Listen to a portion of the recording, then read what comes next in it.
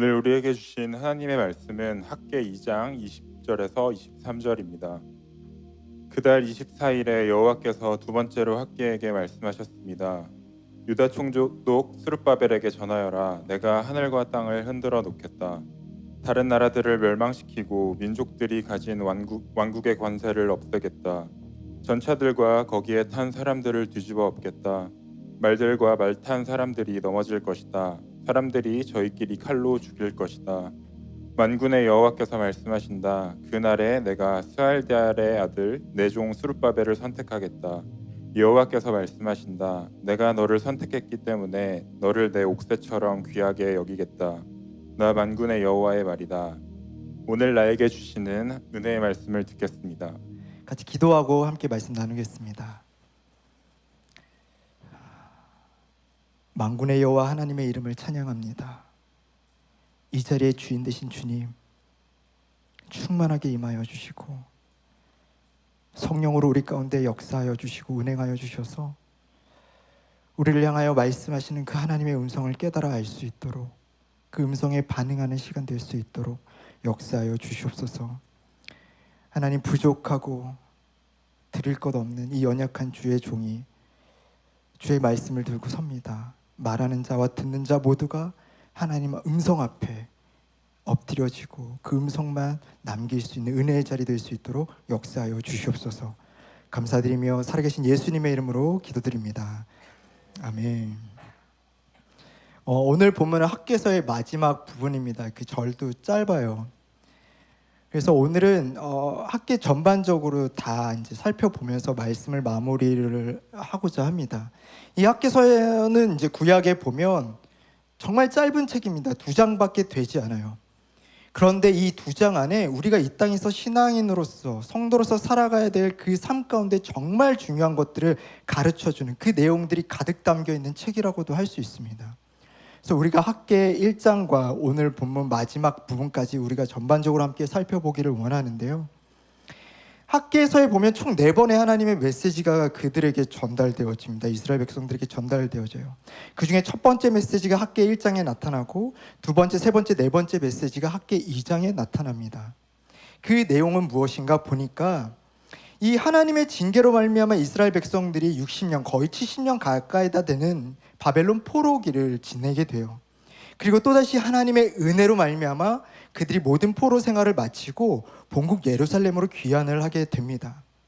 이제는 좀 정신을 차리고 이제는 하나님 중심, 그분의 말씀 중심으로 살아가겠거니 그런 다짐을 하고 돌아와서 그동안 무너져 있었던 성전을 재건축하리라 생각했지만 막상 그들의 현실을 열어보니까 그들의 삶의 여러 가지 핑계로 인해서 그 성전 재건을 미루고 있었던 거예요. 무려 16년, 20년 동안이나요. 그래서 하나님께서는 그것을 그냥 보고만 계실 수가 없었던 거죠. 그래서 하나님께서 학개 선지자를 통하여서 그들에게 말씀하기 시작합니다. 너희 지금 하던 그 모든 일을 멈추고 지금 너희의 성전부터 재건해. 지금 너희의 삶에 있어서 가장 중요한 것은 단순히 먹고 사는 문제가 아니야. 지금 당장 무너진 성전부터 재건하렴. 이 하나님의 메시지는 무엇이었냐면 삶의 우선순위를 다시 점검하고 세우라는 말씀이었어요. 그런데 너무나 감사하게도 이 백성들이 이 학개를 통한 하나님의 음성에 반응을 합니다. 마음의 감동함을 입어서 그동안 멈추었던 성전 재건을 다시 시작하게 돼요. 그때가 언제였냐면 다리오 왕 2년째의 6월 24일이었습니다. 이것이 학개 1장의 말씀이에요. 그래서 성전 재건을 다시 시작해서 열심히 재건을 하는데 한 달이 채 되기도 전에 7월 21일 날 하나님의 말씀이 또 한 번 학개에게 임하기 시작해요. 하나님의 말씀이 왜 임하였을까? 살펴보니까 이들이 성전을 짓다가 낙심하고 절망을 한 거예요. 이 낙심과 절망의 원인을 보아하니 그 이유가 무엇이었냐면 과거에 그 솔로몬의 성전을 생각하면서 지금 자기들이 짓고 있는 이 성전은 너무 초라해 보이는 거예요. 너무 보잘것없어 보이고. 그런데 그 문제는 자신들만 초라하게 느끼는 게 아니라 주변 이방 나라 사람들도 그거를 초라하게 봤다는 겁니다. 야, 너희 하나님을 위해서 성전을 짓는다며. 야, 고작 그거야? 그게 성전이야? 이들이 낙심하고 절망하게 돼요. 근데 더 큰 문제는 언약궤가 없어요. 이 성전이 성전되려면 지성소 안에 두 돌판이 담겨져 있는 언약궤가 있어야 되거든요. 하나님의 임재의 상징인 언약궤가 있어야 되는데 심지어 그 언약궤조차도 솔로몬 성전이 무너질 때 잃어버렸습니다. 찾지 못하고 있어요. 성전은 보잘것없지, 언약궤도 없지. 과연 이곳에 하나님의 임재가 임할 수 있을까? 또 성전 재건함에 있어서 그들이 힘을 빼고 낙심하고 절망 가운데 넘어져 있을 때 하나님께서 학궤를 통하여 말씀하시는 거예요. 얘들아, 괜찮아. 나는 외형을 보는 하나님이 아니야. 나는 너희의 마음의 중심을 보는 하나님이야. 너희가 아무리 멋진 금과 은을 가져다가 그 레바논의 백향목을 가져다가 의리한 성전을 짓는다 하더라도 나는 전혀 상관없어. 왜냐하면 어차피 그 은과 금은 다 내 것이기 때문에 나무를 가져다 짓든 은과 금을 가져다 짓든 나는 그건 중요치 않아. 나는 너희의 마음을 원할 뿐이야. 걱정하지 마. 아무리 너희가 보기에 보잘것없어 보인다 할지라도 내가 거기에 함께 할 거야. 내가 그곳에 영광을 부어줄 거야. 이 성전의 영광이 이전의 영광보다 더 클 거야. 내가 약속할게. 내가 너희와 함께 할게. 그래서 이 하나님의 격려를 받고 이 백성들이 다시 또 열심히 성전을 짓기 시작합니다. 2달쯤 지났을까요? 9월 21일 날 하나님의 말씀이 또 학개에게 임하는 거예요. 이번엔 또 무슨 일일까? 보아하니 이 백성들이 성전은 열심히 짓고는 있었습니다. 근데 문제는 뭐였냐면 그들의 마음이 매너리즘에 빠져 있었다는 거예요. 아무 감흥 없이, 영혼 없이 그냥 뚝딱뚝딱 예배, 그러니까 성전 짓고 제사 드리고 예배하고 여전히 영적인 무감각과 나태함 가운데 그들의 마음은 돌이키지 않았어요. 성전은 짓고 있지만 그들의 마음은 변한 것이 없었습니다. 그래서 하나님 또 두고 보실 수가 없는 거예요. 그래서 학개를 통해서 말씀하십니다. 얘들아, 내 말 좀 들어보지 않을래? 이 거룩한 고기를 옷자락에 싸서 이 옷자락이 다른 어떤 것에 닿게 되면 그것은 거룩해지든, 그랬더니 이스라엘 백성들이 뭐라고 얘기하냐면, 제사장이 뭐라고 했냐면, 아니요, 거룩해질 수가 없습니다. 그럼 반대로 한번 또 생각해 보자.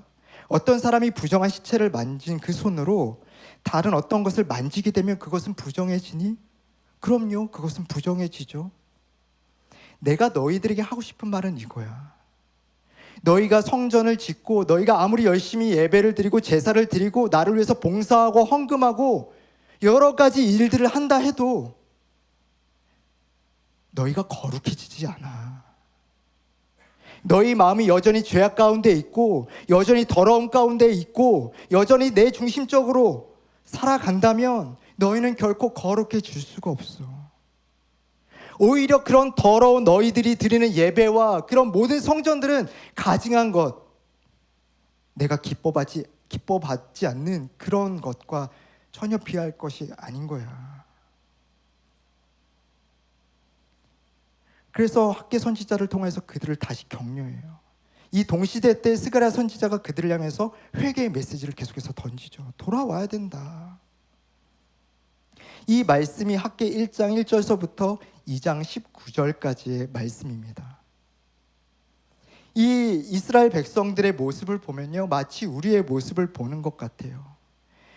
우리 인생 가운데 영적인 침체가 올 수밖에 없는 여러 가지 요인들, 내 중심적인 삶, 내 욕심대로 사는 삶, 때로는 열심히 예배드리고 하나님 섬기다가도 여러 가지 일들로 인해서 낙심하고 좌절하고 절망하고 넘어져 있는 그러한 삶, 때로는 예배를 드리고 섬기고 봉사하고 헌금은 하지만 영혼이 없어요. 내 마음은 콩밭에 가 있습니다. 다른 것을 바라보고 다른 것을 사랑하고 다른 것을 의지해요. 그런 우리의 삶과 너무나도 닮아 있다는 거죠. 우리가 이 학개의 말씀을 통해서 3가지를 우리가 함께 살펴볼 수가 있습니다. 그 첫 번째는 무엇이냐면, 하나님께서 우리 삶에 재건되기를 바라시는 것은 곧 그 성전은 바로 예수 그리스도시다라는 거예요. 오늘날 우리가 이 땅에서 성도로서 살아가면서 우리 안에 재건되어져야 될 성전은 무엇인가? 그것은 바로 예수 그리스도시다. 아담이 범죄함으로 인하여서 에덴에서 쫓겨난 이후로 하나님의 갈망은 단 한 가지입니다. 지금까지 하나님이 원하시는 건 단 한 가지예요. 그것은 의리의리한 성전이 아닙니다. 사랑하는 자녀들과 그 에덴을 거닐면서 그들과 누렸던 교제, 친밀한 기쁨, 그걸 회복하고 싶으신 거예요. 그런데 내 사랑하는 자녀들이 너무나도 죄악 가운데 오염되어 있으니까 그들을 만날 수가 없는 거죠. 왜요? 그들은 거룩하신 하나님을 보면 죽을 수밖에 없어요. 그래서 하나님이 그 백성을 만나고 싶어 하셔서, 너무나 사랑하는 그 미칠 듯한 마음 때문에 그 백성들을 만나고 싶어 하셔서 열어주신 것이 무엇이냐? 성전이라는 겁니다. 성전. 내가 여기서 너와 백성들을 만날 거야. 내가 여기서 너를 만날 거야. 그런데 하나님의 성전은 예루살렘에 이스라엘 백성들에게만 국한되지 않았습니다. 하나님은 그 열망을 더 키워나가셔서 이제는 온 세가 열방 가운데 모든 사람들이 그 하나님 앞으로 나올 수 있도록 하나님이 놀라운 계획을 세우시는데, 그것은 바로 예수 그리스도시다라는 거예요. 그 아들을 이 땅에 보내심으로 말미암아, 십자가에 죽으시고 부활하심으로 말미암아 이제 그 성전은 온 세계 열방 가운데 흩어졌습니다. 이제 누구든지 어떤 사람이든지 어디서든지 그 예수 그리스도의 이름을 부르는 자마다 하나님을 만날 수 있게 된 것이에요. 히브리서에 보면 이렇게 나와 있죠. 10장 19절에서 20절 말씀입니다. 그러므로 형제들아, 우리가 예수의 피를 힘입어 성소에 들어갈 담력을 얻었나니 그 길은 우리를 위하여 휘장 가운데로 열어놓으신 새로운 산길이요 휘장은 곧 그의 육체니라. 예수님께서도 직접 말씀하셨어요. 요한복음 14장 6절에 어떻게 나와 있느냐? 예수께서 이르시되 내가 곧 길이요 진리요 생명이니 나로 말미암지 않고는 아버지께로 올 자가 없느니라. 예수님이 이제 우리의 성전이 되어주신 거예요. 하나님을 만날 수 있는. 그래서 하나님께서 이 학개서를 통하여서 우리에게 재건되기를 바라는 것은 예수 그리스도를 모시는, 예수 그리스도로 충만한 그분 중심의 삶, 그분 말씀 위에 세워진 삶을 원하시는 거죠. 이거를 다르게 표현하면 하나님과의 그 친밀한 교제 가운데 그 은혜를 누리는 삶을 회복하라라고 말씀하고 계시는 겁니다. 두 번째, 우리가 학개서를 통해서 우리가 살펴볼 수 있는 부분은 무엇이냐면, 하나님은 우리 마음의 중심을 원하신다라는 거예요. 아까도 말씀드렸지만 하나님은 어떤 의리의리한 자기가 원하는 어떤 건물주가 되고 싶은 게 아니에요. 좀 내 이름을 높일 수 있는, 좀 널리 떨칠 수 있는 그럴싸한 좀 성전을 지어봐라, 그걸 요구하는 것이 아니다라는 겁니다. 하나님이 요구하시는 것은 무엇이냐? 우리의 마음이에요. 그래서 보잘것 없어도 괜찮아. 너희가 나를 찾는 그 갈급함, 나를 바라는 그 마음, 그것으로 그곳 가운데 나오면 내가 너를 만나줄 거야.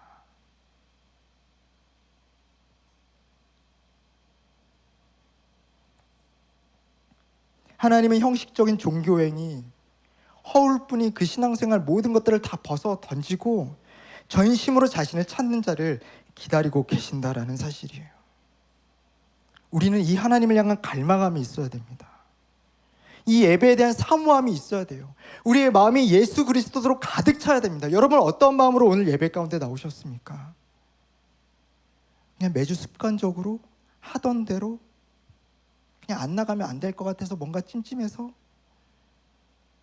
하나님이 원하시는 예배, 하나님이 원하시는 성전은요, 그분을 간절히 찾는 그 마음을 가진, 마음의 예배를 드리는 사람을 찾으신다라는 거예요. 그래서 하나님 뭐라고 말씀하시죠? 요한계시록에 보면 그는 나로 더불어 먹고 나는 그와 더불어 먹으리라. 성전은 그런 겁니다. 하나님은 우리를 기뻐하시고 우리는 그분으로 인하여서 축복을 누릴 수 있는 거예요. 간단하지만 이런 예죠. 우리가 데이트를 할 때 같이 밥도 먹고 영화도 보고 드라이브도 합니다. 그런데 상대방은 항상 일 생각이에요. 다른 거 생각하고 있어요. 심지어 다른 이성을 생각하고 있습니다. 그럼 그 상대방의 마음은 어떠할까요? 하나님은 자기만 바라봐 주기를 원하는 거예요. 왜냐하면 하나님은 우리만 바라보고 계시거든요. 또 이런 것도 있습니다. 하나님은 어떤 특별한 장소, 어떤 교회, 어떤 예배에만 임하시는 분이 아니세요. 어떤 분들은 종종 그런 예배를 찾아다니시죠. 야, 그 교회 너무 뜨겁대. 그 교회 은혜가 있대. 맞아요. 은혜가 있습니다. 그 예배에 뭔가 특별함이 있어요. 근데 하나님은 거기만 임하시는 하나님이 아니다라는 거예요. 우리 하나님은 어디에 임하시는가? 간절히 주를 찾는 그 사람에게 임하세요. 왜냐하면 예수 그리스도께서 이미 성전이 되어주셔서 우리 마음 가운데 거하시기 때문에 이제는 우리가 성전이 되어서 내가 있는 그곳이 어떠한 곳이든 그 상황이 어떠한 곳이든 내가 전심을 다해 주님 찾으면 하나님은 그곳에 임하신다는 거예요. 우리를 만나주신다는 겁니다. 내가 집에서 홀로 있을 때, 육아를 하고 있을 때, 직장에서 치열한 시간들을 보내고 있을 때도 내가 주님 나를 만나주세요. 그러면 주님은 언제나 그 자리 가운데 임하세요. 중요한 건 우리의 마음입니다. 내가 그분을 찾기에 갈급함이 있는가? 간절함이 있는가? 그분을 소망하고 있는가? 하나님은 우리의 마음을 찾으신다는 거죠. 세 번째 우리가 기억해야 될 것, 깨달을 수 있는 것은 무엇이냐면 하나님은 정말로 시의적절하게 우리에게 계속해서 말씀하신다는 거예요. 이 학개서를 보면 정말 그 이스라엘 백성들의 영적인 어떤 굴곡이 있을 때마다 하나님이 학개를 통해서 말씀하세요. 그들이 성전 재건을 미루고 자기 마음대로 살면서 방황하고 있을 때, 죄 가운데 있을 때 하나님이 학개 선지자를 통하여 말씀하시죠. 또는 열심히 자기가 신앙생활을 해보고 열심히 섬기다가 또 지치고 낭망하고 넘어져 있을 때 하나님 또 그들을 찾아가 그들을 격려하시고 일으켜 세우십니다. 학개서 2장 1절에서 9절 말씀에 보면 용기를 내라, 힘을 내라, 굳세게 해라, 내가 너와 함께 할 거야, 응원해 주세요. 또는 그들이 매너리즘에 빠져서 아무 영혼 없이 감흥 없이 그렇게 예배를 드리고 있을 때라도 하나님은 그들을 찾아가 말씀하세요. 흔들어 깨우십니다. 사랑하는 성도 여러분, 오늘도 하나님 우리에게 말씀하시는 분이세요. 여러분 믿으십니까? 우리가 그 음성을 들었으면 좋겠어요. 우리 안에 그러한 영적인 민감함이 있었으면 좋겠습니다. 이 이스라엘 백성들이 학개의 음성을 듣고 학개를 통해서 하나님의 말씀을 듣고 그의 마음이 감동하여서 그의 삶을 돌이켰던 것처럼 우리의 삶에도 그런 변화가 있었으면 좋겠어요. 하나님은 주일 말씀을 통해서, 매일 아침 예배를 통해서, 토요 더 깊은 예배를 통해서 뿐만 아니라 알파 코스가 될 수도 있고 통독이 될 수도 있고 성도의 교제가 될 수 있고 심지어는 우리의 일상의 모든 에피소드를 통해서도 하나님은 계속해서 우리를 말씀하십니다. 격려하시고 흔들어 깨우시고 바로 세우기 위해서 끊임없이 우리를 찾아오세요. 왜요? 사랑하니까. 내 자녀가 그렇게 사는 거를 보고만 있을 수 없으니까.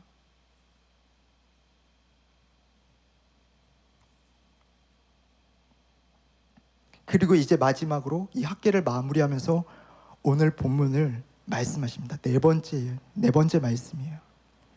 그런데 이 특별히 네 번째 말씀은요, 지금까지는 하나님이 어떻게 말씀하셨냐면 유다 총독 스룹바벨과 대제사장 여호수아와 그리고 그 백성들에게 이르라라고 말씀하셨어요.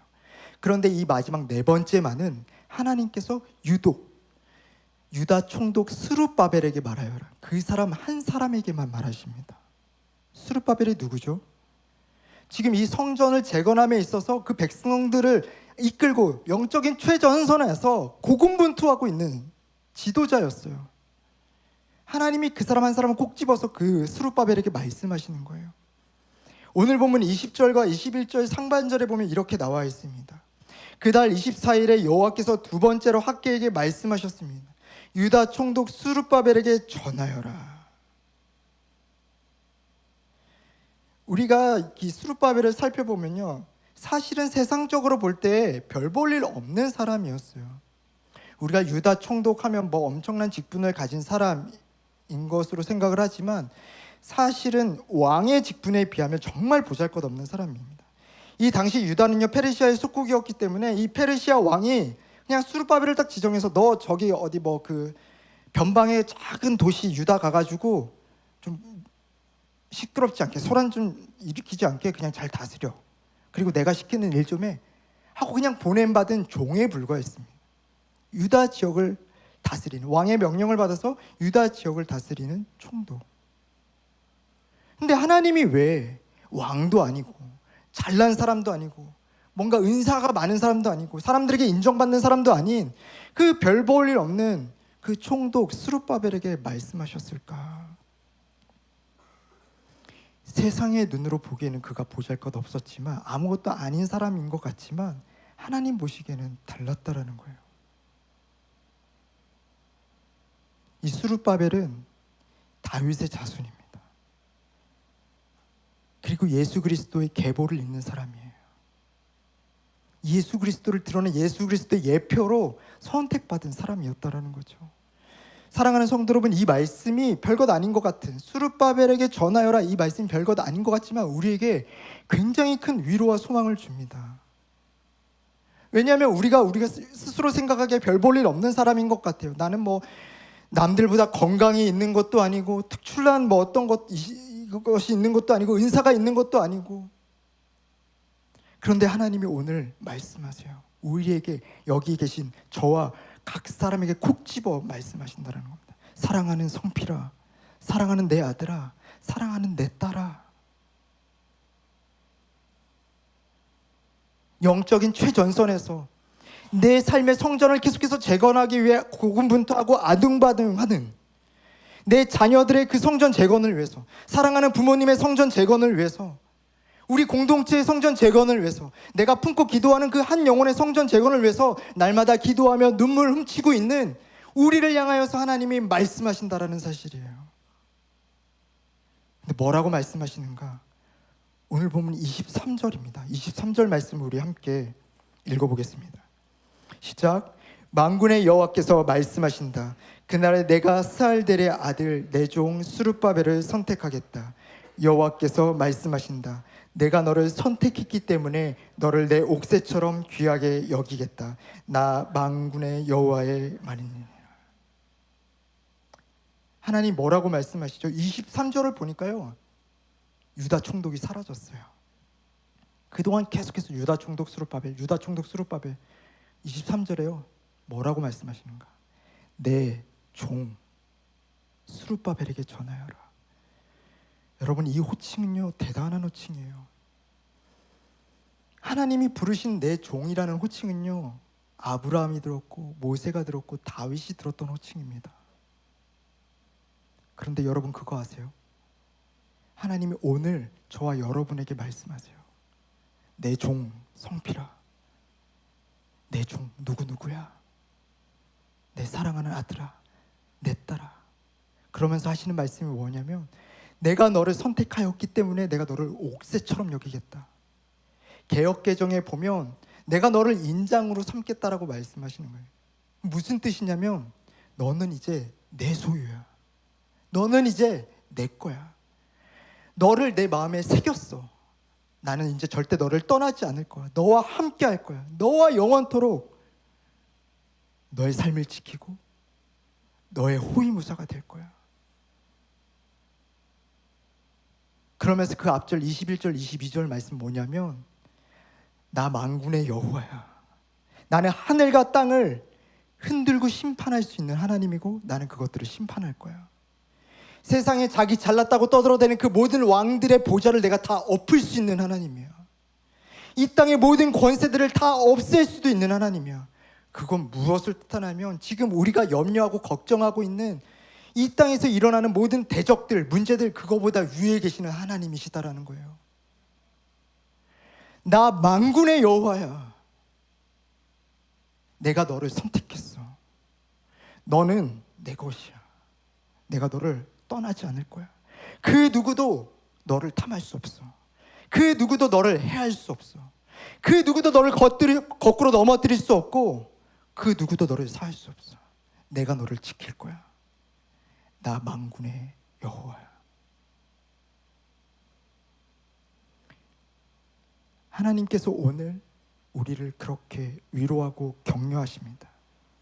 학계 선지자를 통하여서 그 백성들을 위로하시고 격려하시고 세우셨던 것처럼 오늘도 계속해서 우리의 삶에, 우리 가족에, 우리 공동체의 성전을 재건하기 위해서 열심히 아둥바둥하면서 때로는 영적인 슬럼프가 오고 침체가 와도 정말 이것을 이겨내 봐야지 하면서 몸부림치는 그런 우리 가운데 오셔서 걱정하지 마. 내가 너와 함께 할 거야. 나 만군의 여호와야. 내 앞에 모든 문제는 아무것도 아니야. 염려하지 마. 두려워하지 마. 근심하지 마. 내가 너를 도울 거야. 라고 말씀하시는 거예요. 그리고 너의 영광은 이전보다 더 클 거야. 왜냐하면 내가 너와 함께 할 거기 때문에. 그러니 예수님으로 충만한 삶, 예수 그리스도의 말씀을 붙잡고 따라가는 그 삶 포기하지 마. 우린 승리할 수 있어 라고 주님은 우리에게 말씀하고 계십니다. 여러분 지치지 마세요. 여러분 포기하지 마세요. 만군의 여호와가 우리와 함께 계십니다. 말씀을 맺으려고 합니다. 우리나라 말에 이런 말이 있더라고요. 뒷배라는 말 들어보셨어요? 뒷배? 이 사전적 의미를 찾아보니까요, 이렇게 되어 있더라고요. 겉으로 나서지 않고 뒤에서 보살펴주는 일 또는 그런 사람. 우리가 흔히 얘기하는 백, 나 이런 백 있어 할 때 그 백과 같은 말이에요. 우리나라 말이 뒷배라는 말. 우리가 인생을 걸어가면서 무수히 많은 일들을 당하게 됩니다. 예상치 못했던 일, 건강이 나빠질 수도 있고 생각지도 못한 공격을 당해서 넘어질 때도 있고, 내가 힘을 내서 열심히 신앙생활을 해보려고 하지만 꼭 나를 걸고 넘어뜨리는 일들이 또 발생할 수 있고, 때로는 매너리즘에 빠져서 멍하니 그냥 예배만 왔다 갔다 하는 때도 있을 겁니다. 그런데 그런 상황 가운데 누군가가 내 옆에서 힘이 되어주고 응원할 수 있는, 격려해주는 그러한 뒷배가 되어주는 사람이 있다면 그것만큼 든든하고 안심된 일이 어디 있겠습니까? 그 존재가 내 곁에 있다는 것을 알면요, 그런 상황과 문제를 만나더라도 내 마음의 태도와 중심은 지금과는 다를 거예요. 염려하지 않을 겁니다. 걱정, 근심하지 않을 겁니다. 제가 지난주 2부 설교가 너무 길어가지고 초등부 아이들한테 오래 살 수 있는 욕을 좀 많이 먹었더니 아직 12시 3분밖에 안 됐는데 뺐던 예화를 제가 하나 하고,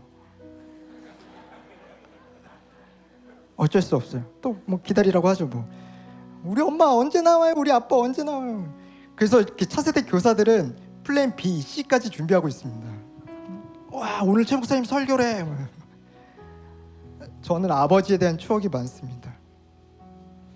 아버지랑 같이 국립형주원 가서 다람쥐 잡던 추억, 밤 주스러 갔던 추억, 같이 축구했던 추억, 저랑 정말 많이 놀아주셨어요. 근데 그 중에 하나를 나누자면, 제가 중학교 때 용돈을 모아서 운동화를 사러 동대문에 갔습니다. 그때 이제 대형 쇼핑몰이 있어가지고 친구들이랑 가서 기분 좋게 원하는 운동화를 사왔어요. 그리고 그 다음날 신고 학교를 갔는데 뭔가 느낌이 이상해. 뭐지? 왜 이러지? 근데 살펴보니까 짝짝이었어요. 한쪽이 5mm 더 큰 겁니다. 이럴 수가. 그래서 친구랑 같이 그 신발을 들고 다시 갔어요. 이거 짝짝인데 바꿔주세요. 안 바꿔준다는 거예요. 여러분 아시겠지만 그 당시 동대문 시장 되게 무서웠거든요. 무서운 형들이 신발을 팔고 있었고, 신발만 사러 갔다가 옷도 사고 오는, 제가 한 번 더 바꿔달라고 얘기하면 맞을 것 같아가지고 있는 돈까지 다 뺏길 것 같아서 전 그냥 쭈구리가 돼서 그냥 돌아왔어요. 울상으로. 그 집에 와서 이제 엄마, 아버지 이렇게 있는데 이런 일이 있었습니다. 근데 아버지가 당장 나랑 같이 내일 가자. 진짜요? 시간 되세요? 그래서 아버지 뒤를 쫄래쫄래 따라갔어요. 그 무서운 형 앞을 두고 아버지 뒤에 숨어서 아버지께 전적으로 맡겼죠. 아버지가 막 따지는 겁니다. 바꿔줘야 되는 거 아니야? 잘못 팔았으면 잘못 바꿔줘야 되는 거. 처음에는 안 바꿔준다고 했다가 저희 아버지가 더 이렇게 강하게 나가시니까 결국엔 바꿔주더라고요. 제가 그날 아버지의 등이 얼마나 커 보였는지 몰라요. 얼마나 든든했는지 모릅니다. 지금도 아버지는 정정하세요. 그렇지만 제 곁에 계셔 주실 수는 없어요. 제가 어른이 됐고 결혼도 했고 이제 멀리서 응원해주고 걱정해주고 기도해 주실 뿐이지 저의 옆에 있어 주실 수는 없습니다. 그게 육신의 부모의 한계예요. 그래서 저랑 제 아내도 그런 고백을 합니다. 아들을 키우면서 이 아이의 삶 한켠에 잘 머물다 간 사람이었으면 좋겠다. 왜냐하면 평생 동안 함께 같이 있어주지 못할 거라는 걸 이미 알고 있기 때문이에요. 그럼 있는 동안 잘 머물다 간 사람이었으면 좋겠다. 근데 여러분 그거 아세요? 영원토록 우리를 떠나지 않으시는 존재가 있다는 걸요. 지금도 우리와 함께 하셔서 우리를 응원하시고 일으켜 세우시고 흔들어 깨우시는 분이 계시다라는 걸요. 하나님 말씀하세요. 내가 너의 뒷배가 되어줄 거야. 내가 너의 힘이 되어줄 거야. 내가 너의 능력이 되어줄 거야. 내가 너의 소망이 되어줄 거야. 그러니 다른 거 바라보지 마. 다른 거 의지하지 마. 너는 내 곁에만 붙어 있어. 그게 성전입니다. 하나님과 함께 자리하는 것, 그분과 함께 걸어가는 것. 바라고 원하기는 저와 허브의 모든 성도님들이 그 에덴의 축복을 누렸으면 좋겠어요. 주님과 동산을 거닐면서 이것저것 물어보고 또 주님 말씀하시는 거 듣고 그분의 인도하심을 받고 그분이 행하시는 일 보면서 기뻐하고 즐거워하고 신나는 신앙생활 얼마나 좋아요. 하나님은 그것이 회복되기를 바라고 계시는 거예요. 이게 학개서의 내용입니다. 여러분 힘내세요. 포기하지 마세요. 다시 일어서세요. 만군의 여호와가 여러분과 함께 하십니다. 이건 제 말이 아니에요. 하나님께서 여러분에게 하시는 말씀입니다. 괜찮으시다면 우리 이 시간 다 같이 자리에 일어나셔서 우리가 찬양으로 그 하나님을 고백하고 또 같이 기도했으면 좋겠는데요. 나의 하나님이라는 찬양이에요. 이 찬양 가운데 있는 우리를 향한 그 하나님의 사랑을 경험하고 우리의 고백을 주님 앞에 드렸으면 좋겠습니다.